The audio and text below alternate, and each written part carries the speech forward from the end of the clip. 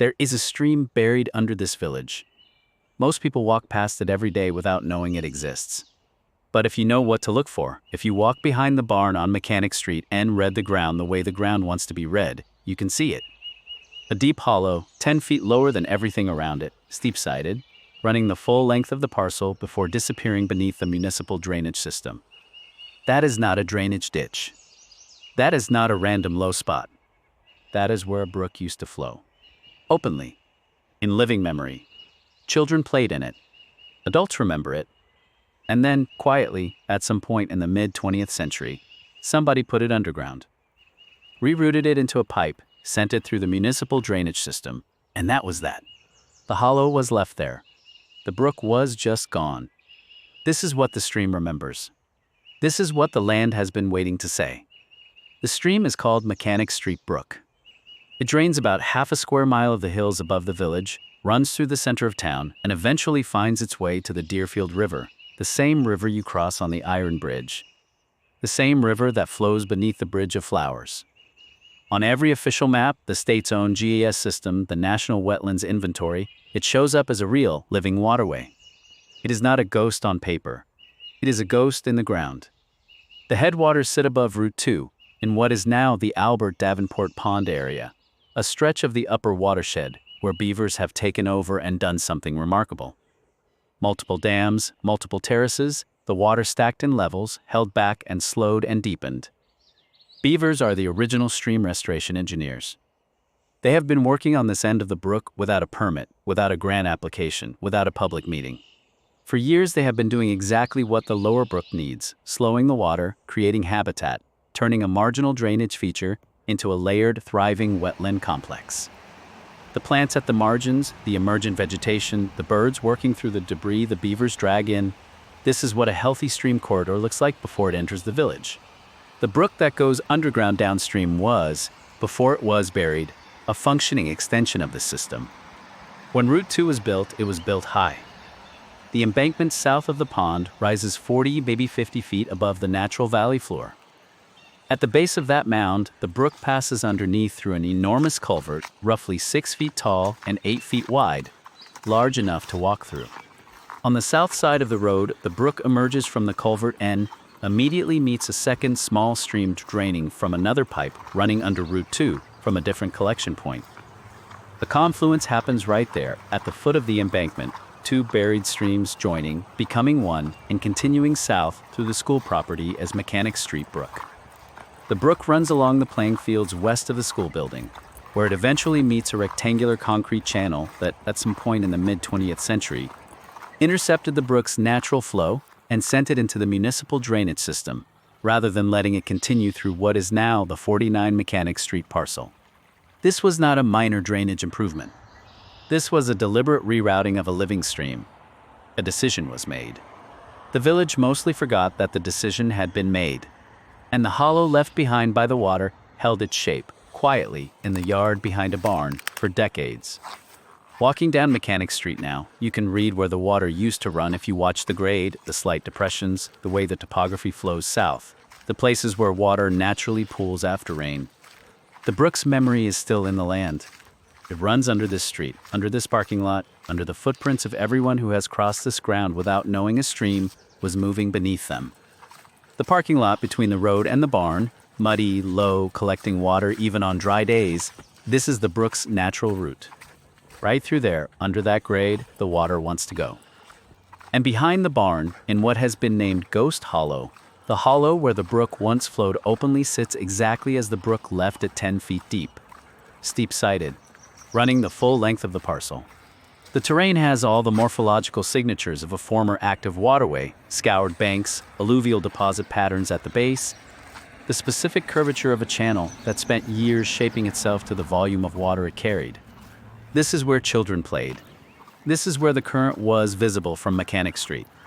This is where the water did what water does when it has not been told to go underground.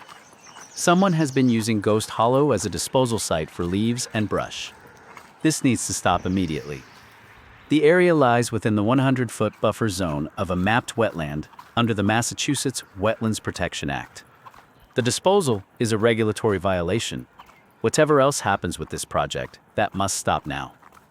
At the southeast part of the 49 mechanic parcel, a standpipe gathers rare overflow, discharging eventually through a concrete outfall pipe visible on the south side of Church Street. There the brook is daylighted and eventually leads to an outfall in the Deerfield River, a 3-foot round pipe mounted high on the wall. Above the normal surface of the river is the stranded mouth of Mechanic Street Brook. It no longer reaches the Deerfield at grade. It hangs above the river's surface, disconnected, able to discharge only during high-flow events when the municipal drainage system backs up enough to reach it. A stream that once joined the river naturally now ends in the air, going nowhere. That stranded spillway is the most literal picture of a broken passage in the entire valley. And in the glacial potholes directly beneath the iron bridge, the potholes carved into basalt by 14,000 years of hydraulic torque, there lives a giant cryptid Atlantic salmon. Her name is Shelley. She is 10 feet long. She has been in those potholes longer than anyone in Shelburne Falls can remember. She survived the acid spill in 2019 that killed 270,000 fish in the watershed. She survived 30 years of thermal discharge from the Yankee Row nuclear station upstream. She never spawned. She never made the exhausting upstream migration that kills every other salmon at the end of its life. She's patient. She's enormous. She carries a continuity that the valley has mostly forgotten. Mechanic Street Brook once fed the Deerfield River within a quarter mile of the potholes where Shelley lives. Small, cool, shaded tributaries like this one are exactly what cold water fish depend on. Thermal refuge in summer when the main stem warms above tolerance, spawning gravel in fall. The mixing of groundwater and surface water in the stream bed that delivers dissolved oxygen to developing eggs. When the brook was buried, Shelley lost one of her tributaries. The concrete pipe stranded above the riverbank is the door that was closed. The daylighting of Mechanic Street Brook is how the door gets opened again. Shelley has been patient. She has been waiting. The proposal is straightforward. A new stream channel is built from scratch from the 20th century diversion pipes southwards to the existing hollow, shaped with natural meanders, pools, and riffles, gravel substrate. Bioengineered banks planted with silky dogwood and speckled alder and buttonbush and native sedges. A living stream 200 or 300 yards of open water, running through the center of the village in a hollow that has been dry for a generation. Ghost Hollow becomes a scaled version of the glacial potholes at Salmon Falls. Above the hollow, visible from the barn and from the school property, a council ring is placed. A low circular wall of locally quarried Deerfield River schist, 18 inches high and 35 feet across, with the restored brook flowing gently along its outer edge. It is seating that puts every person at the same level, facing each other beside moving water. A school group, a neighborhood gathering, visitors from the trail, the kind of space that human beings have always built at the edge of water, a place for conversation, a place to watch the stream come back to life. From the school property to the river, a gentle, accessible Greenway path follows the restored brook, connecting the elementary school to the Deerfield waterfront through Ghost Hollow and the lower reach, terminating at a small river overlook where the restored brook meets the main stem. The old barn at 49 Mechanic Street becomes a watershed learning center, interpretive displays, monitoring equipment, native plant propagation, flexible programming space for school groups and community workshops and visitors. Children at the school next door walk 5 minutes to a living stream, the kind of learning that goes into the body before the mind has words for it. This project connects to a larger vision for the watershed, a network of restoration and public art across 4 counties of western Massachusetts. Mechanic Street Brook is the first node, the proof of concept. Everything larger depends on this first door being opened. The immediate ask is 3 things. The 49 Mechanic Street parcel is town-owned. Keep it that way. Selling it for residential development forecloses the restoration, the Greenway, and the learning center permanently.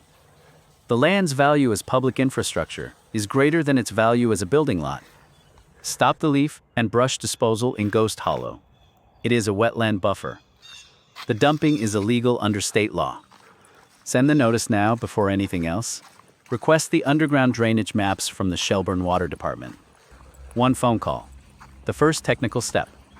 Without knowing where the pipes are and what size they run, no engineering work can begin.